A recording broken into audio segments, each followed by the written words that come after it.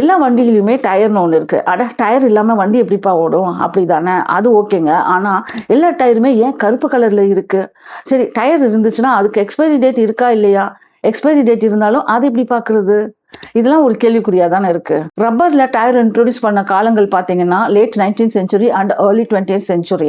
அப்போ வந்து ரப்பரோட கலர் வந்து ஒயிட் அண்ட் லைட் க்ரீமில் தான் இருந்திருக்கு. அப்போ அதில் டயர்ஸ் பண்ணால் சீக்கிரம் வந்து அது கிழிஞ்சு போயிடுறது, அது வந்து ஸ்ட்ராங்காகவும் இருக்கிறது இல்லை. ஸோ ஆரம்பத்தில் பண்ண டயர்ஸோட கலர்ஸ் பார்த்தீங்கன்னா ஒயிட் அண்ட் லைட் க்ரீமில் இருந்திருக்கு, பிளாக்ல இருந்தது இல்லை. அப்போது ரப்பரோட நேச்சுரல் கலர் பார்த்தீங்கன்னா ஒயிட். அதனால சயின்டிஸ்ட் என்ன செய்கிறாங்கன்னா ஒரு கார்பன் பிளாக் பார்ட்டிகல்ஸ்னு ஒன்று டிஸ்கவர் பண்ணுறாங்க. அதை இந்த ரப்பரில் ஆட் பண்றாங்க. இதை ஆட் பண்ணி டயர் மேக் பண்ணும்போது டயரோட ஸ்ட்ரென்த் அண்ட் டியூரபிலிட்டி இன்க்ரீஸ் ஆகுது. இந்த கார்பன் பிளாக் பார்ட்டிகல்ஸ் பார்த்தீங்கன்னா டயரை வந்து நிறைய விதத்துல இருந்து ப்ரொடெக்ட் பண்ணுது. இப்போ பார்த்தீங்கன்னா ஹெவி லோடு எடுத்துட்டு போகுது, டயர் ஹை ஸ்பீட்ல போகும்.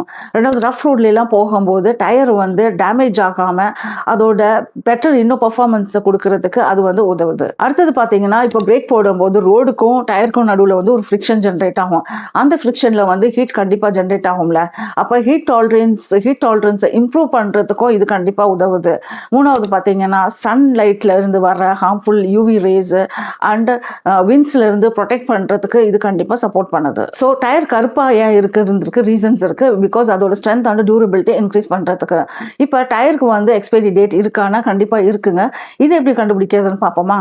இது கண்டுபிடிக்கிறதுக்கு செவரல் நம்பர்ஸ் அண்ட் கோட்ஸ் வந்து டயரோட வால் மேலே எழுதியிருக்கோம். மீன்ஸ் டயர் மேலேயே அவங்க எழுதியிருப்பாங்க. அப்போ அது வந்து நம்மளுக்கு கன்வே பண்ணும்.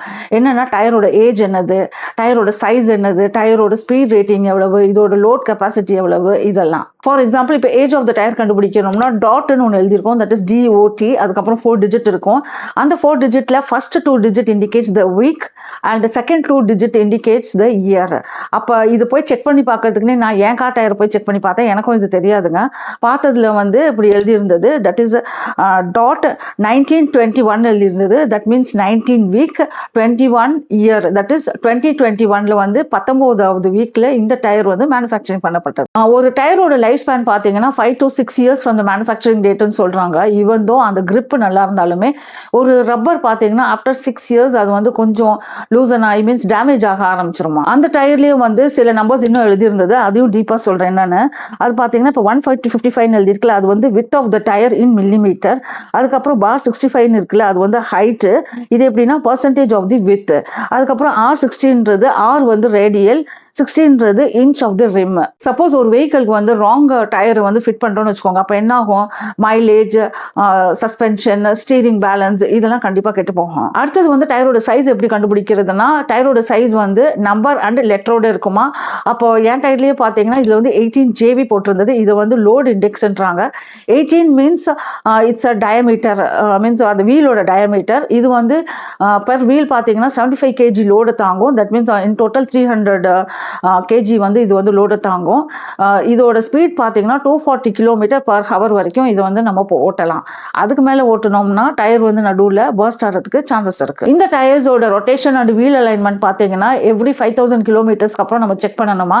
அடுத்தது வந்து இதோட ப்ரெஷர் செக் பண்ணணுமா. இப்போ மாடர்ன் கார்ஸ்ல வந்து TPMS சிஸ்டம்னு ஒன்று வச்சிருக்காங்க. ஸோ ஆட்டோமேட்டிக்லி அது வந்து நம்ம எல்லாருக்கும் வார்னிங் கொடுத்துரும். இப்போ இந்த டயர்ஸ் சிஸ்டமேட்டிக்காக எவ்வளோ பர்ஃபெக்டாக நம்ம வச்சுக்கிறோமோ அவ்வளோ சேஃபாக நம்ம வந்து ட்ராவல் பண்ணிட்டு வரலாம். தினசரி வாழ்க்கையில் நம்ம எவ்வளவோ பொருட்கள் விஷயங்களை கடந்து வரோம். சில விஷயங்கள் பார்த்தீங்கன்னா டிசைன் நினைப்போம், ஆனால் அது actually scientific and safety purpose காண்டி பண்ணியிருப்பாங்க. அப்படி உங்களுக்கு ஏதாச்சும் தோணுச்சுன்னா கண்டிப்பாக கமெண்ட்ல ஷேர் பண்ணுங்க. அதுக்கு வீடியோ நான் ட்ரை பண்ணி போடுறேன். இந்த மாதிரி சின்ன சின்ன தகவலுக்கு என்னுடைய சேனலை சப்ஸ்கிரைப் பண்ணிக்கோங்க.